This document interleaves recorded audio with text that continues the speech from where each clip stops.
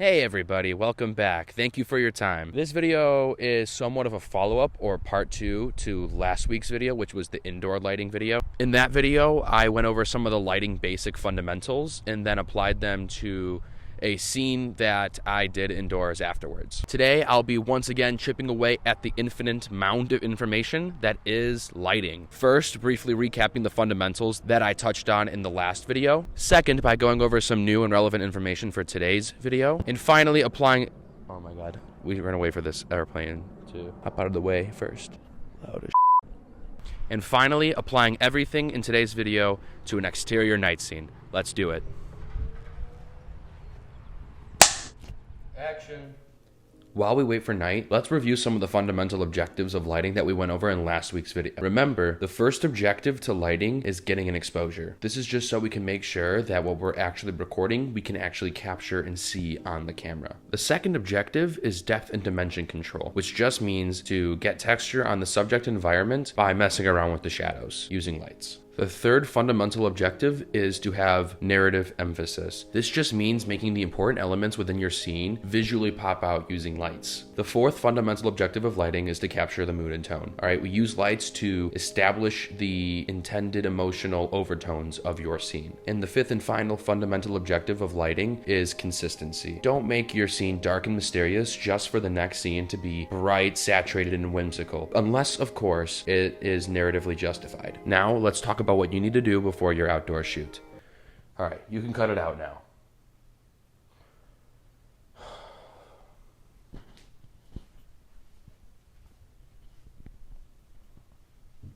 Starting out with the obvious, you need to do some serious prep work before you actually do an outdoor shoot. First thing is an equipment checklist. What equipment do you plan on bringing? Is the power source or battery that's powering the equipment fully charged? For my exterior night scene, this includes my 2 LED panels that I used in last week's video, my camera, obviously, and eventually I'll probably do an equipment video, so I'll go more into my camera then, my smoke/fog machine, and finally my battery to power it all. I do have to mention that this battery is not necessary. It's extremely effective and very convenient, so I'll leave a link to it in the description below. It is on the expensive side though. The second thing you need to do is have a location in mind for the shoot. This will almost always mean that you're going out before you shoot to scout for locations. And while you're out, you're probably going to be taking notes of what equipment you're going to be bringing, what equipment will go where, generally just coming up with a plan after you find your location. For my shoot, there is a field in my neighborhood, and it is the perfect location for the scene I have in mind for today's video. Unfortunately, finding the right location is actually the small part here. It's a small victory. It seems very obvious, but it is very important to make sure that the weather and the time on the day of your shoot fits your scene, whether that is narratively or matching the mood and tone that you're striving for. Most production timelines are very tight, and because you're at the mercy of nature, this needs to be a constant consideration for pre-production. For me, the weather is simplified because my shoot is at night. All I need is for it to not rain. Ideally, my scene should also have some moonlight, but even then, any details that are not being lit up artificially, my camera would struggle to even pick up, so it's really not that big of a deal. Now, just like last week's video, let's cover some new content while I actually set up for the scene. So I didn't realize it until I was already working and almost complete with the video, but I actually made a few mistakes last week. One, for example, was that my camera's ISO was just too high, and there was very noticeable noise in the picture. Another mistake that I had made in last week's video was that I called the light generating from the LED panel a harsh light, when in fact LED panels actually only produce soft light. There are so many bugs out here, and I always feel like I'm being bit. Another plane, man. I just sound like I'm complaining, man, but outdoor shoots are not easy. Look, these are very small mistakes, but it's very important for you to understand the technical needs and the specs of your equipment before a shoot. So let's really go in on what you can actually do to prepare for a scene. So what exactly is the order of operations when it comes to lighting a scene outside?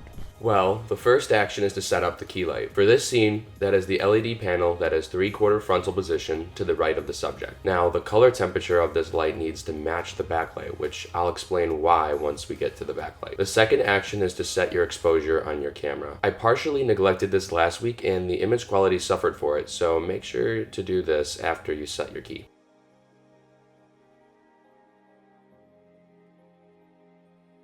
Third, set up your fill light. For this scene, that is 3/4 frontal position at eye level opposite to the key angle or left of the subject, similar to the key and backlight of the indoor scene we did last week. The color temperature of this light needs to be the same as the key.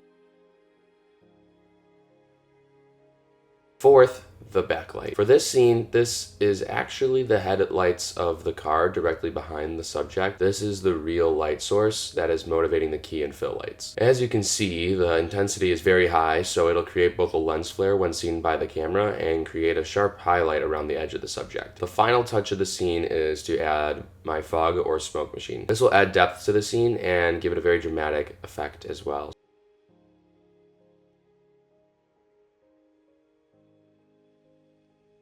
This completes the light setup for this shot, but before I wrap this video up, you need to consider whether you want low or high key lighting for your scene. All this was referring to is the lighting ratio of the shot, or the fill light to key light ratio. Depending on, once again, the narrative and the mood and tone intended for the scene, you want to adjust the fill light to control and adjust the shadows and contrast accordingly. But this actually marks the end of this back-to-back lighting two-parter. I hope you guys enjoyed this video and you enjoy this type of content, and if you actually made it this far in the video, first of all, thank you. But if you could do me one last favor and leave a like or leave a comment or even subscribe, I would really appreciate that. Once again, I want to thank you guys for watching this week's video, and I'll see you guys next week.